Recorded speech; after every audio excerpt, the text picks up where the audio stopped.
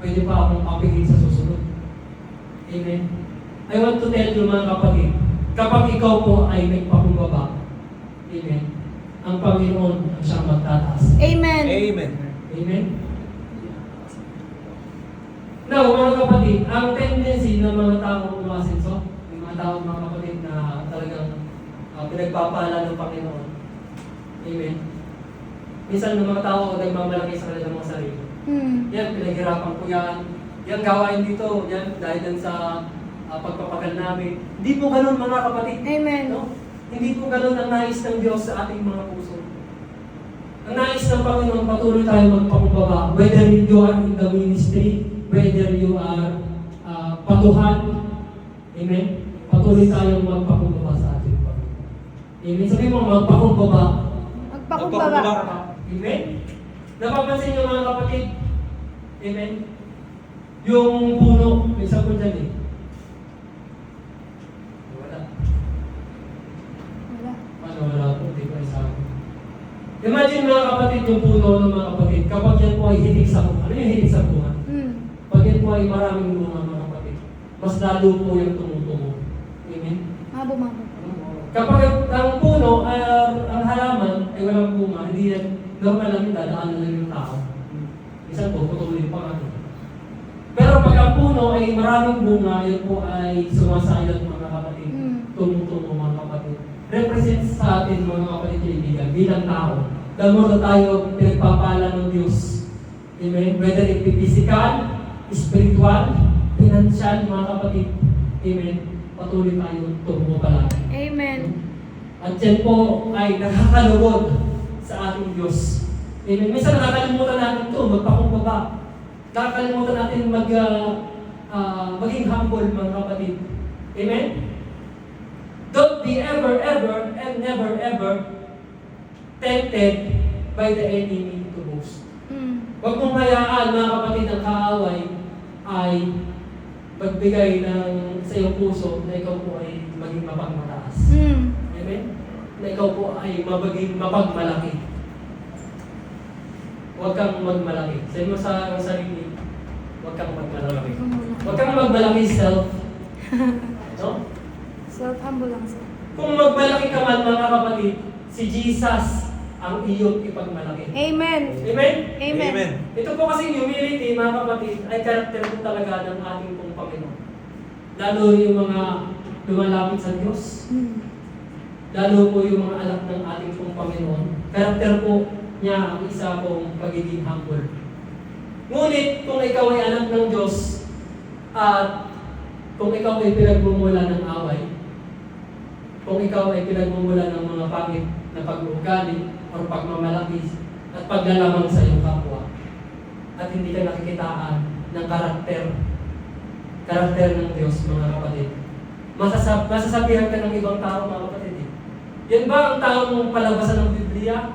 Yan ba ang taong palapray? No? Hindi ko nakikitaan na ito ay may karakter ng Panginoon. No? Sabi ng Panginoong Diyos, Matthew chapter 11 verse 28, "Come to me, all you that labor and are heavy laden, and I will give you rest. Take my yoke upon you and learn of me, for I am meek and lowly in heart, and ye shall find rest unto your souls." Amen? Kung si Lord mga kapatid ang nag-imbita sa iyo, come to me. Kayong lahat na napapagal, kayong lahat na napapagod. Amen? Kayong lahat na napapagod sa pasanin nyo sa inyong buhay. Amen? Lumapit ka. Amen. Amen? Alam nyo, ang isang bagay na hinahangaan ng tao, no? May isang bagay ang hinahangaan ng tao sa atin mga kapatid. Sabi sa Titus chapter 3 verse 2, diyan po yan. To speak evil of no one, to be peaceable, gentle, showing all humility to all men. Diyan po kayo mga kapatid. Nagbanda si Amen? Amen. Huwag kang magsalita ng masama tungkol sa kanino pa man. Amen. Huwag kang makipagtalo, kundi magpakahinhin at magpakahinahon sa lahat ng mga tao. Amen. Itong verse na ito, mga kapatid, amen, Nagsimula yan sa verse 1. Niremind ng Diyos sa pamamagitan po ni Pablo o ni Timothy, mga kapatid, na hey, reminder ito sa mga believer na mag-submit even sa government. Mag-submit kayo. Amen? Remind them to be subject to rulers and authorities, to obey, to be ready for every good works. Ipakita mo ngayon, mga kapatid, na ikaw po ay mananampalataya. Pakita mo sa iyong kapwa na ikaw ay tunay na binago ng ating Diyos. Amen. Sa isip, sa salita, maging sa ating pong mga ginagawa. Amen. Amen? Hello? Amen. Are you listening, mga kapatid? Amen. Amen?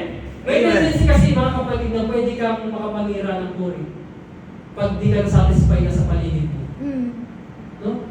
Pwede yan. Or either, mga kapatid, may pagmamalaking yung accomplish mo at aapihin mo at tatabakan mo yung ibang tao. Amen. Marami pong ganyan, mga kapatid. Amen. But praise God, wala yan sa New Fellowship. Amen. Praise God. Amen. And now, nakatira tayo, mga kapatid, dito sa mundo ito na punong-puno ng temptasyon, mga kapatid. Punong-puno ng mga bagay na ginagawa ang kaaway para tayo ay mabitag sa kanyang panig, mga kapatid. Amen? At pinagmamasdan tayo ng maraming tao. The moment na alam ng isang tao na ikaw ay born again, the moment na alam ng tao na ikaw ay mananampalataya at lingkod ng Panginoon, nakapokus yung mata nila sa atin, mga kapatid.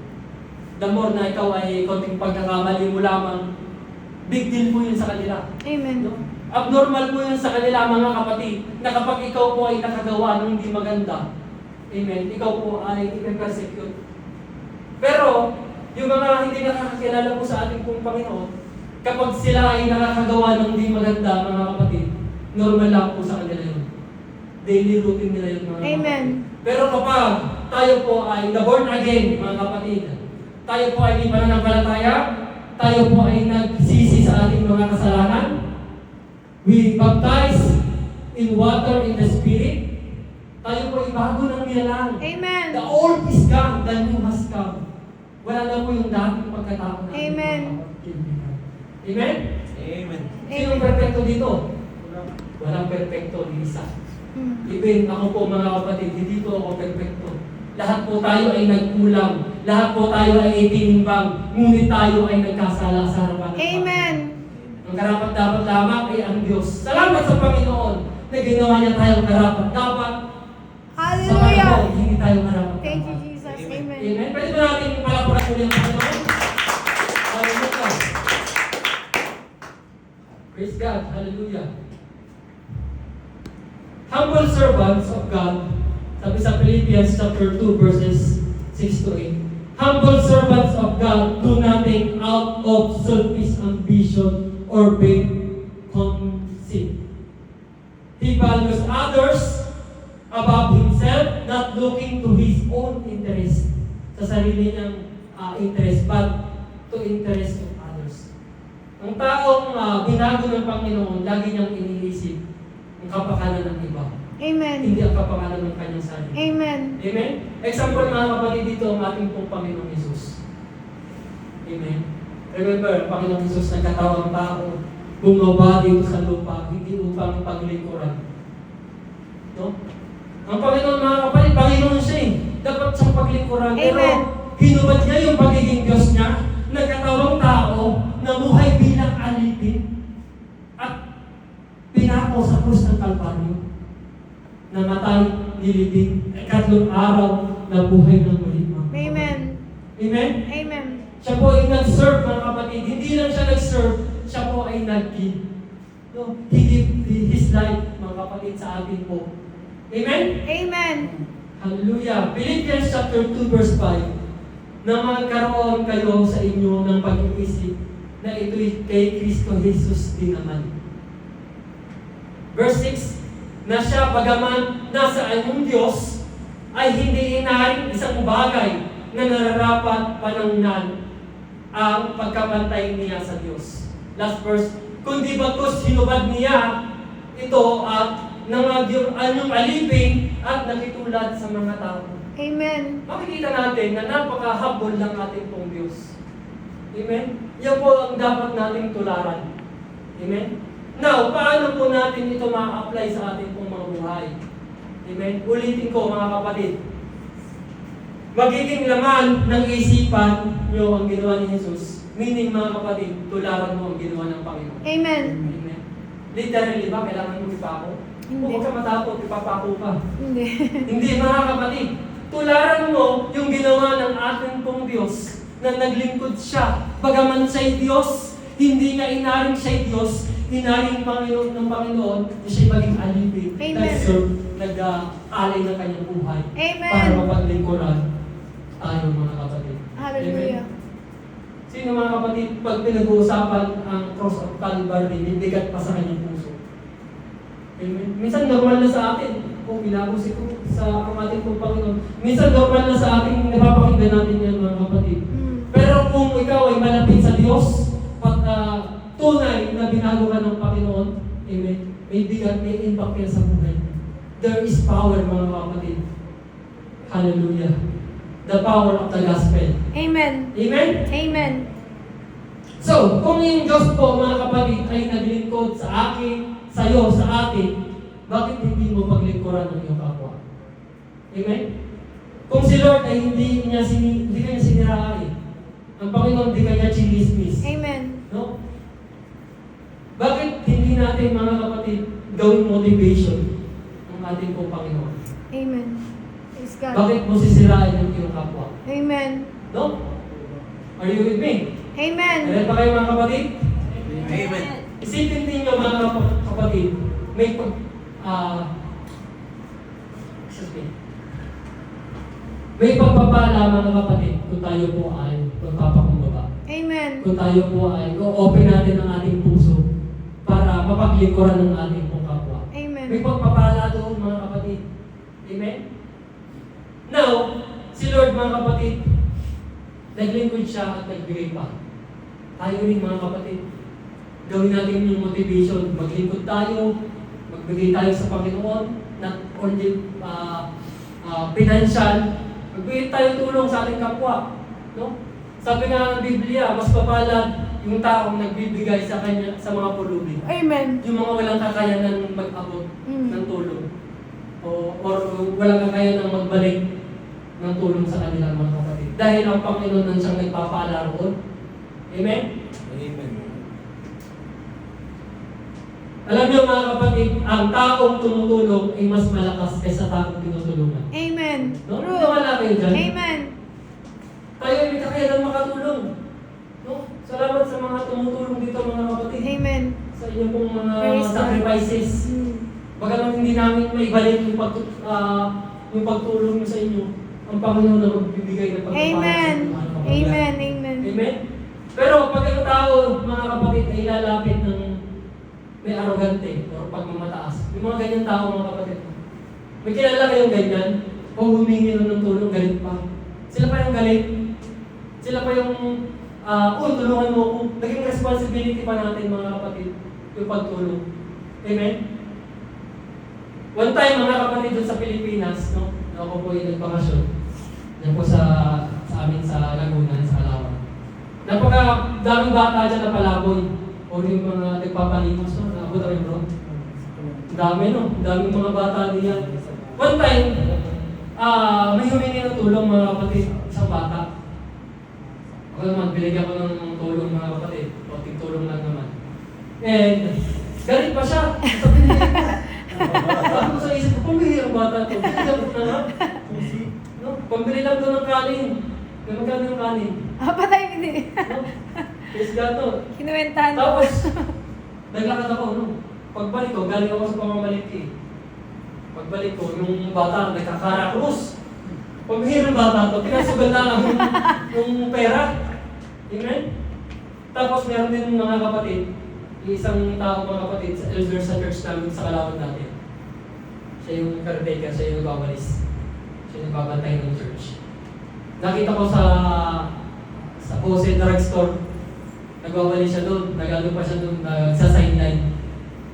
Nakita ko po, ikaw yung kumain na. Ay, hindi pa daw. Hindi binigyan ko ng mga konting tulong, ganyan. No? Ayan, tuwa, sabi niya, pagpalain ka ng Panginoon, hallelujah, praise God sa Panginoon. No? Amen? Hindi para i-showcase mga kapatid yung tulong na ibinigay natin. Yan po ay biyaya ng Panginoon. Amen. Kung tayo po ay pinagpapala sa maliit, sa malaking bagay, mga kapatid, yan po ay biyaya ng Panginoon. Amen. Amen? Amen. Hindi para po magmataas, hindi po tayo para magpagmalaki, mga kapatid. Anong point dito, mga kapatid?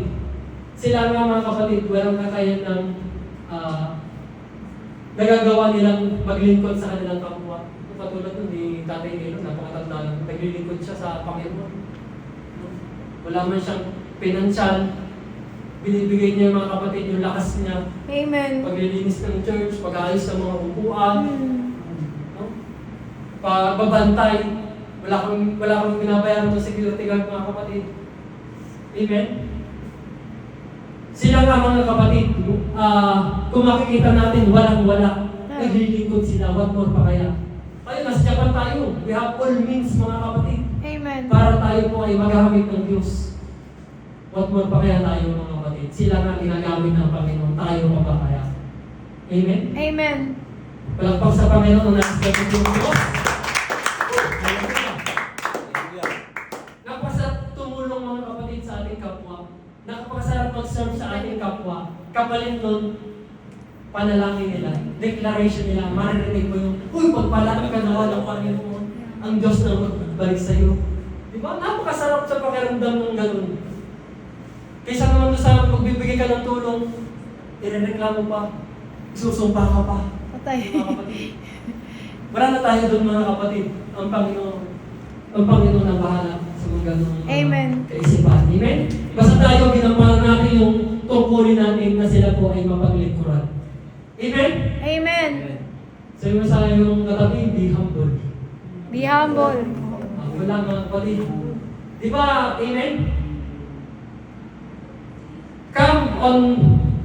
Come to Jesus always, mga kapatid. Amen. Come to God.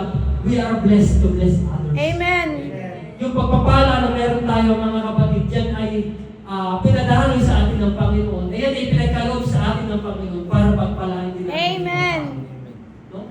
Sa anong aspeto yan? Hindi man yan pera-pera, mga kapatid. No? Sa anong aspeto? Anong may tutulong natin sa ating komunidad, sa ating church? No? Don't ask always. Don't ask what the government can do for you. Amen. Ask what can do. What can you do for What the can you do for your government? Amen. Don't ask what church can do for you. Amen. Ask what can do for your church, What mga can you do kapatid. for Amen. Huwag natin isipin, mga kapatid, kung ano bang magagawa sa akin ng church na yan? Ano bang magagawa sa akin ng fellowship na yan? No? Ask, mga kapatid, kung ano yung may paglilingkod mo. Amen. Ikaw ay naglilingkod sa iyong kapwa, oo. Pero yan ay ginagawa mo para mapaglingkuran mo ang Panginoon. Amen. Praise God. Amen. Amen. Amen. Amen. To praise and glorify the Lord. Amen. Dahil tayo po ay katiwala ng Diyos. Amen. Ikaw po ay mabuting katiwala ng Panginoon. Amen. Question mark yan. Amen. Amen. Kung ikaw ay mabuting katiwala ng Panginoon, ipaglingkod mo yan sa Amen. Amen. Thank you, Lord. Amen. Hallelujah. Hallelujah. Praise God. Alam niyo, mga kapatid, meron akong isang kwento eh. Huwag kang tulugan, mga kapatid. Hindi namin. Isang kwento, mga kapatid, doon sa real story to, yung lola ko, mga kapatid. Yung lola namin ni Kuya Joey. Yan. Si lola namin, mga kapatid, ay talagang lahat ng pumapasok sa yung sila malakas pa, mga kapatid. Lola ano? Lola Tiyang. Tiyang. Nung malakas pa, nabubuhay pa ang aking lolo, sila mag-asawa. Lahat ng pumapasok doon sa kanilang bahay, kanilang pinapakain. Kanilang binubusog. Talagang pagkakain nila, may patikot pa. Lahat, mga kapatid, ugali na nila na habang kahit sino ka pa man, mga kapatid, pag ikaw ay pumasok, ikaw ay papakainin. Amen. Ikaw ay bubusugin, mga kapatid. Amen? Tradisyon nila yun. Laging nasa puso at isipan nila paano sila magsaserve sa kanilang kapwa. Amen. Amen? And dumating ang time, mga kapatid, na sila po ay lubos tayo ng pinagpala ng Panginoon. No? Kami, isa na rin kami, mga kapatid, bunga ng pagpapala doon sa amin, lola namin. Amen. Buong angka namin mga kapatid, di sa pagmamataas mga kapatid, di sa pagmamayabang. Amen. Pinagpala po ng buong Angeles family. Amen.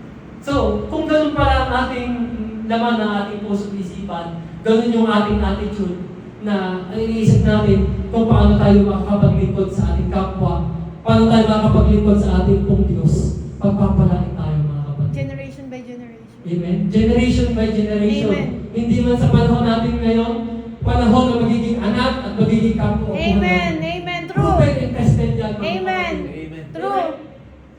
At ngayon mga kapatid, ang lola ko ay nasa, ito yung lola natin, 98, 97. Magwa 100. Praise God, yung mahabang buhay na binigay niya, binigay ng Panginoon sa kanya. Masaya siya mga kapatid sa fulfillment ng mga anak niya, mga apo niya. Amen. Pinagpala ng Diyos mga kapatid. Kaya mga kapatid, kung tayo po ay pinagpala ng ating pong Diyos, gamitin natin ito para mapaglingkuran ng ating pong kapatid. Amen. Amen. Bibisang ko lang mga kapatid. Praise God. Are you with me? Amen. Amen. Sabi mga kapatid, ang taong pinagpapala, ang taong nagbibigay ay lalong pinagpapala ng Panginoon. Ngunit ang taong tikom ng kamay ay siya, mga kapatid, ay hindi pinagpapala ng Panginoon. Amen. Amen? Amen. Pag ikaw nagbigay, mga kapatid, makita natin yung difference, mga kapatid. Pag ikaw ay nagbigay, makita mo, yung nagbibigay, mga ganun. Paganon. Tumutuko. Pero pag ikaw ang tumanggap, pag ganun ka, katingala ng mga kapatid. Kaya mga kapatid, patuloy tayo magpakumbaba. Hindi sa point na tayo po lang ang kinangailangan. Amen. Kundi kung tayo pinagpapala, matuto po tayo palagi magpakumbaba sa harapan ng Panginoon. Kasi nais ng Diyos, mga kapatid, na magkaroon tayo ng ganito pong karakter. Amen? Amen. James chapter 4 verse 6. But he giveth more grace. Wherefore he said, God resists the proud, but he giveth grace unto the humble. Kita niyo mga kapatid, galit ang Diyos sa taong mayabang. Amen. Galit ang Panginoon sa taong mapagmalaki. Amen. Ngunit binibigyan niya ng grasya, pagpapala, pabor ang mga taong marunong magpakumbaba. Amen. Just as we humble ourselves to receive Christ's salvation by faith, we must also serve Him with humility of mind. Parang sa kuwiban. There is no room for self-seeking or self-promotion. Our only concern should be obedience, with the aim that God alone gets the glory. Sino po dito na kailangan ng kaligtasan? Amen. May taas mo ng kamay na kailangan ng Amen. kaligtasan. Amen. Lumapit ka sa tagapagligtas. Amen. Come to me, sabi ng Panginoon. No? Sino nga kailangan ng karunungan? Amen. Lumapit ka sa guro na nagtuturo. Amen? Ang Panginoon yun, He is the author of everything. He is the author also our wisdom. Amen? Ang lahat ng mga kailangan, mabuo sa puso nyo ngayon mga kapatid. Na kaya kayo, amen, mabuo sa inyong puso at isipan, na kaya kayo lalapit sa Panginoon mga kapatid. Dahil kailangan mo siya. Amen. Lahat po tayo kailangan natin ang Diyos. Sino nakaranas dito ng mabigo mga kapatid? Amen. Lahat po tayo nakaranas ng mabigo. Hindi po masarap sa pakiramdam na ikaw ibiguin. No? Ganon din ang Panginoon. No? Ang Panginoon ay nag-aanyaya sa atin. Ang Panginoon ay ini-extend yung kanyang kamay para abutin mo siya. Mga kapatid, sa oras na ito, huwag nating bibiguin ang Panginoon. Amen. We must humble ourselves before God. Amen. He resists the proud and give grace to the humble. Amen? Lastly mga kapatid, dami ko na pong ligtangan mga kapatid. Mabasa natin sa chapters 12, mababasa din natin sa Book of Numbers chapter 12 verse 1 to 3. Amen. Wala po dyan eh. Wala daw pong ibang nakita si Lord na mapagkumbabang tao sa balat ng lupa. si Moises lang. Remember mga kapatid, naglakbay ang bayan ng Israel sa wilderness. Imbis na 40 days, ano ba? 40 days no? Imbis na 40 days, ang kanilang paglalakbay papunta sa promised land, naging 40 years. Wilderness. 400. 40 years mga kapatid. 40. Nalito na. Nakalito na ako sa 400. Naging 40 years mga kapatid. 40 years ba? 400? 400 years. Imbis na 40, 40, yeah, 40 days lang and 40 40 days, mga na. kapatid. Naging 400 Naging years. 400 years. Amen? At sabi ng Panginoon mga kapatid kay Moses, ito mga Israelitang ito, yung napakatinigas ng ulo. No? Pinarobide ko na lang yung kanilang pangangailangan, yung kanilang kakainin, yung kanilang mana. Nagpapaulan ako ng buko para may makain sila ng karne. Pero patuloy silang nagrereklamo sa Panginoon. Amen. No? Napakatitigas ng ulo. Sabi mo, huwag sasamba sa Diyos-Diyosan, sumasamba sa Diyos-Diyosan. Sabi sumunod sa nung utos niya ang Aaron at ni Moises, sinasaway nila mga kapatid. Galit na galit ang ating pong Panginoon. Sabi niya kay Moses, gugunawin ko na ang bansang ito. At yun mga kapatid, nanalangin si Moises. Sabi ni Moises, kung papatayin mo ang bansang Israel, ang iyong bayan, patayin mo na rin ako. Sabi ng Panginoon, hindi! Ititira kita, sa iyo magsisimula ang bagong lahi ng Israel. Pero sabi ni Moises, mga kapatid, patayin mo na rin ako. No? Anong point dito mga kapatid? Sa isang taong nanalangin mga kapatid, sa isang taong nagpakumbaba sa Panginoon, bayan ng Israel, hindi ginunaw ng Panginoon, pagkos pinagpala ng Diyos. Amen. Amen. Sa pamilya mo mga kapatid, isa man sa inyo, sa pamilya mo, ang nagpapakumbaba sa harapan ng Panginoon. Hallelujah. Yun po ay pagpapalain. Amen. Thank you, Lord. Hallelujah. Kaya, learn to be humble before God. Hallelujah. Kung yung mga tao yun, mga kapatid, ay nagpakumbaba, even Apostle Paul, mga kapatid, nagpakumbaba siya. Maraming point, maraming area sa buhay ni Apostle Paul na dapat siya ay magmataas. Pero hindi niya ginawa yun, nagpakumbaba siya. Nakisama siya, nakihalibilo siya sa mga tao. For the sake of God, mga kapatid. Amen. Si Apostle Paul, mga kapatid, napakatalinong tao din yan ng panahon na yun. mga Amen. kapatid. No? Yung presensya ng Panginoon ay palaging nasa kanya, Espiritu ng Panginoon ay palaging nasa kanya. Pero patuloy ang pagpapakumbaba niya. Ang point dito ay, kung si Moises ay nagpakumbaba, wala yung PowerPoint. Kung si Apostle Paul, mga kapatid, ay nagpakumbaba, tayo pa kayang mga hentil. Tayo pa kayang mga tao, mga kapatid, na sa panahon natin ngayon, hindi tayo magpapakumbaba sa harapan ng Panginoon. Amen? Amen. Sino nais makasumpong ng grasya ng Diyos sa oras na ito? Amen. Amen. Amen. Lahat tayo, alam po mga kapatid, may kahilingan sa Panginoon. Amen. May pinapanalangin sa Diyos. Sa pamilya man, sa ministry man yan, ang susi, mga kapatid, magpakumbaba sa Panginoon. Sino dito nais i-declare yung kanyang buhay sa Panginoon? Amen. Amen. Amen? Sino nais mag-serve sa Panginoon? Amen. Sila nga nag-serve sa Panginoon, mga kapatid. Bagaman maraming hindi naniniwala sa kanila, tayo pa kaya, mga kapatid. Amen? Ang dalangin ng taong matuwid, agad itong dinidinig. Amen? Kaya ang taong nagpapakumbaba, mga kapatid, ang laman ng kanyang puso, Lord, wala po akong magagawa kung hindi mo ako sasamahan. Amen. Amen? Praise God. Ako, mga kapatid, sabi ko lagi sa prayer ko, kada ako'y tatayo dito, mga kapatid. Amen. Palagi kong panalangin sa Panginoon, Lord, wag mo akong kaya tatayo na hindi mo yung kasamahan. Amen. Huwag mo akong patuloyin kung di mo lang din ako sasamahan. Amen. Amen. Ganon din sa atin, mga kapatid.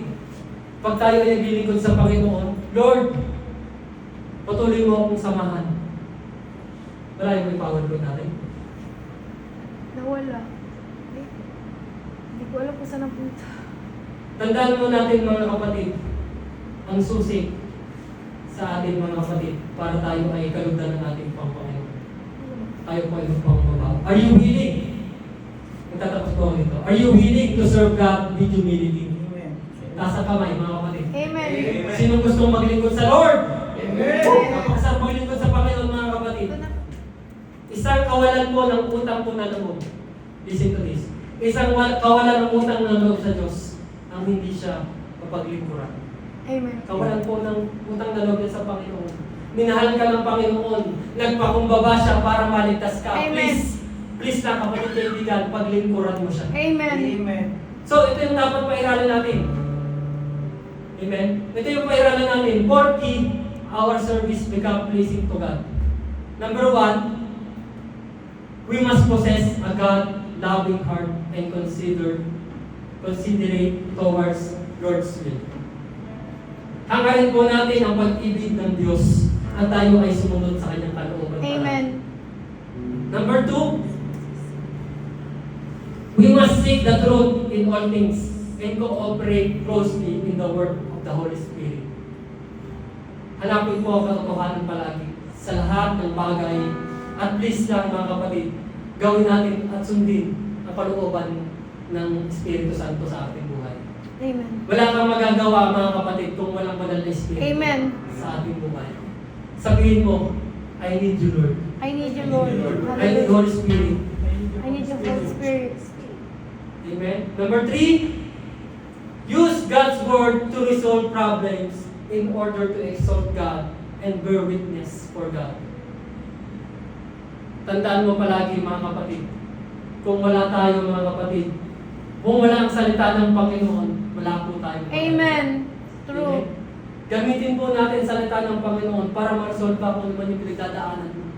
Magkaroon ka ng faith declaration ng promises ng Panginoon ng siyang kalakasan mo. Amen? Amen. Alam niyo mga kapatid, ang salita ng Lord ang kasagutan sa lahat ng ating pong alalahanin, ating pong problema sa buhay. Amen? Pag ikaw ay nakadepende sa Diyos, ang patunay po ay kakababaan ng loob. Amen. Amen. Number 4, lastly, be quiet before God, examine and know ourselves. Hallelujah. Hallelujah. Kung ikaw po kasi mga kapatid ay reklamo, mga kapatid, may kakilala ka ba mga kapatid, sinisisi ang Panginoon? May mga ganyan tao sinisisi ang Lord. Lord, bakit ganito yung kalagayan ng sitwasyon na aking buhay? Gusto ko lamang naman maging maayos yung pamilya ko, maging maayos yung buhay ko. Pero bakit kailangan pagdaanan ko ito? Mga kapatid. The key, mga kapatid, is always sing and be humble Amen. in the sight of our Lord. mga Amen. kapatid. Remember this mga kapatid before I close. Kwentan ko ulit kayo last mga kapatid. Habang ano. Amen. Alam niyo mga kapatid yung kwento ng magpapalayo mga kapatid. Magbasa natin yan sa Romans 8. Amen. Merong isang magpapalayo nagagawa ng palayo mga kapatid. Amen. Nagugulma ng palayo mga kapatid. Meron siyang ginawang isang palayo na very perfect yung pagkakagawa niya. Bilog ang ano, maayos ang quality, ang texture. And then, gumawa ulit siya ng puti, gumawa ulit siya ng palayo mga kapatid. Pero yung pagkakagawa niya sa palayo na yun, medyo tagilid. Tabingi yung uso ng palayo mga kapatid. Na-imagine nyo? Tapos, nag-usap yung dalawang palayo. Sabi, bakit ganyan yung pagkakagawa sa iyo? Parang binasta na. Bakit ganyan ang itsura mo? Nag-usap yung dalawang palayo. And then, kumuha ulit ng puti, yung isang palayo. Kumuha ulit siya mga kapatid, kumuha siya ng palayo. Yung isa ng last na ginawa niya ni Katlo, hindi lang tabingi, tagilid pa, natong pa yung musok mga kapatid ng palayo. Amen. At nag-uusap-usap yung tatlong palayo. Bakit ganyan yung pagkakalikha sa iyo? Bakit yung ganyan yung pagkakagawa sa iyo? At yung pagpapalayo mga kapatid, binamasdan niya yung mga gawa niya at masaya siya sa kanyang mga obra maestra. Sila reklamo. Sisihin mo yung nagawa sa iyo. Bakit ganyan yung pagkakagawa sa iyo? Hindi accurate. Hindi katulad to. No? Pero, yun, habang minamasdan ng magpapalayo, yung mga palayo na ginawa niya, narinig niya nagreklamo yung mga palayo. Naging kanyang mga ginawa. Sabi nung naggawa sa kanila yung magpapalayo, Bakit kayo nagreklamo? Hindi nyo ba alam galing kayo sa putik? Hindi nyo alam galing kayo sa putik, hinulmahan ko lang kayo para maging kapakinabang kayo. Hallelujah. And then, napaiyak yung tatlong magpapalayo. Ay, yung tatlong palayok mga kapatid. Napaiyak sila. Na-realize nila, oo, galing pala sila sa putik. Walang pakinabang, walang silbi. Di ba ang putik walang silbi? Amen. Amen.